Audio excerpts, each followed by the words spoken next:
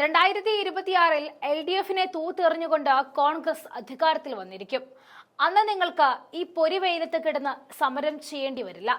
ഇത് കേരളത്തിലെ കോൺഗ്രസ് നേതാക്കളുടെ വാക്കുകളല്ല. വയനാടിനോടുള്ള സ്നേഹവും കരുതലും ഈ സംസ്ഥാനത്തോടും അവിടെയുള്ള ജനങ്ങളോടും ഉണ്ടെന്ന് തെളിയിക്കുന്ന പ്രിയങ്ക ഗാന്ധിയുടെ വാക്കുകളാണ്. ഉറച്ച ശബ്ദം. പിണറായിയുടെ അധികാര ഗർവിനെ കഠാര കൊണ്ട് കീറിമുറിക്കുന്ന പ്രസ്താവനയാണ് പ്രിയങ്കയുടെ പക്കൽ നിന്നും എത്തിയത്. 20 ദിവസമായി പണിയെടുത്ത് കൂലി കിട്ടാൻ വേണ്ടി ചോര നീരാക്കി ഒരു തണൽ ഇല്ലാത്തടുത്ത് തൊണ്ട പൊട്ടി അലറി സമരം ചെയ്യുന്നു ആശാ വർക്കർമാർ. വീടാനന്തരം കയറിയിറങ്ങി രാപ്പകലില്ലാതെ റിപ്പോർട്ടുകളും കണക്കുകളും എഴുതി പാലിയേറ്റീവ് കെയറിലായി ഓടി നടന്ന് അശരണരെയും അനാഥരെയും ചേർത്ത് പിടിച്ച അവസാനം അവരുടെ കഞ്ഞിയിൽ മണ്ണ് വാരിയിട്ട സർക്കാർ പ്രവണതയായിരുന്നു ഇന്നവരെ സമരപന്തലിലേക്ക് എത്തിച്ചത്.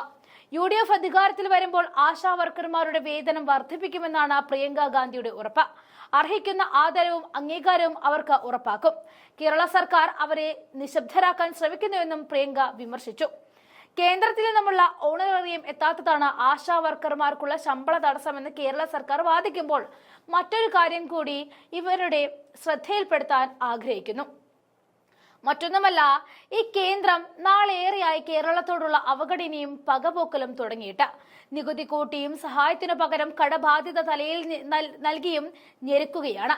അതിനിടയിൽ BJP സർക്കാരിന്റെ സഖ്യകക്ഷിയായ ആന്ധ്രയിലെ ചന്ദ്രബാബു നായിഡു സർക്കാർ ആശാ വർക്കർമാർക്ക് ഗ്രാറ്റുവിറ്റി, ശമ്പളത്തോടെയുള്ള പ്രസവ അവധി, വിരമിക്കൽ പ്രായം വർദ്ധിപ്പിക്കൽ എന്നിവയ്ക്ക് അംഗീകാരം നൽകി.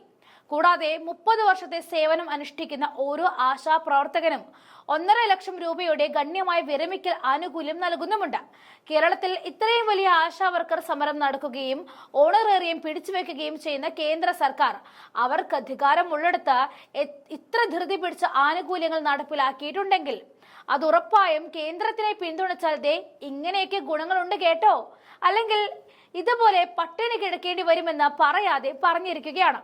അത് മാത്രവുമല്ല, അധികാരമില്ലാത്തിടത്തെ ഞെരുക്കിയും ഉള്ളിടത്ത് തലോടിയും ആ സ്വേച്ഛാധിപത്യ ഭരണം കാഴ്ചവെക്കുക കൂടിയാണ് കേന്ദ്രം. കേരള സർക്കാരിനെ കുറ്റപ്പെടുത്തുന്നതിനോടൊപ്പം തന്നെ കേന്ദ്രത്തിന്റെ മുഖം മൂടി അണിഞ്ഞ ചെന്നായിയുടെ സ്വഭാവം കൂടി വെളിപ്പെടുത്തുകയാണ് പ്രിയങ്ക. ഇനി പ്രിയങ്കയുടെ ആക്രമണം പൂർണ്ണമായും കേരള സർക്കാരിനോട് മാത്രമല്ല കേന്ദ്രത്തോടും കൂടിയുള്ളതാണ്. ഇക്കഴിഞ്ഞ ഫെബ്രുവരി 10-ാം തീയതി മുതലാണ് ഒരു കൂട്ടം ആശാ വർക്കർമാർ സെക്രട്ടേറിയറ്റിന് മുന്നിൽ സമരം ആരംഭിച്ചത്. കോൺഗ്രസ് നേതാക്കൾ അടക്കം സമരത്തിനായി പിന്തുണയുമായി എത്തിയിട്ടുണ്ട്. കഴിഞ്ഞ ദിവസമായിരുന്നു കേന്ദ്രമന്ത്രി കൂടിയായ സുരേഷ് ഗോപി ആശമാർക്ക് പിന്തുണയുമായി എത്തിയത്. ഈ കുറച്ച് വോട്ടുകൾ ആശാ വർക്കർമാരുടെ വോട്ടെങ്കിൽ വോട്ട് എന്ന പ്രതീക്ഷയിലാണ് BJP സർക്കാർ ഇത് ചെയ്തുകൊണ്ടിരിക്കുന്നത് എന്ന് നമുക്ക് പിന്നണിയിൽ നിന്ന് നോക്കിയാൽ മനസ്സിലാക്കാൻ സാധിക്കും. കഴിഞ്ഞ ദിവസം ജനുവരി മാസത്തെ ഓണറേറിയം കുടിശ്ശിക സർക്കാർ വിതരണം ചെയ്തിരുന്നു. ഇതോടെ 3 മാസത്തെ കുടിശ്ശിക വിതരണം പൂർത്തിയായിട്ടുണ്ട്. ആവശ്യങ്ങൾ പൂർണ്ണമായും അംഗീകരിക്കുന്നത് വരെ സമരം തുടരുവാനാണ് ആശാ വർക്കർമാരുടെ തീരുമാനം. മാർച്ച് 3-ന് നിയമസഭാ മാർച്ച് സംഘടിപ്പിക്കുമെന്നും ആശാ വർക്കർമാർ അറിയിച്ചിട്ടുണ്ട്.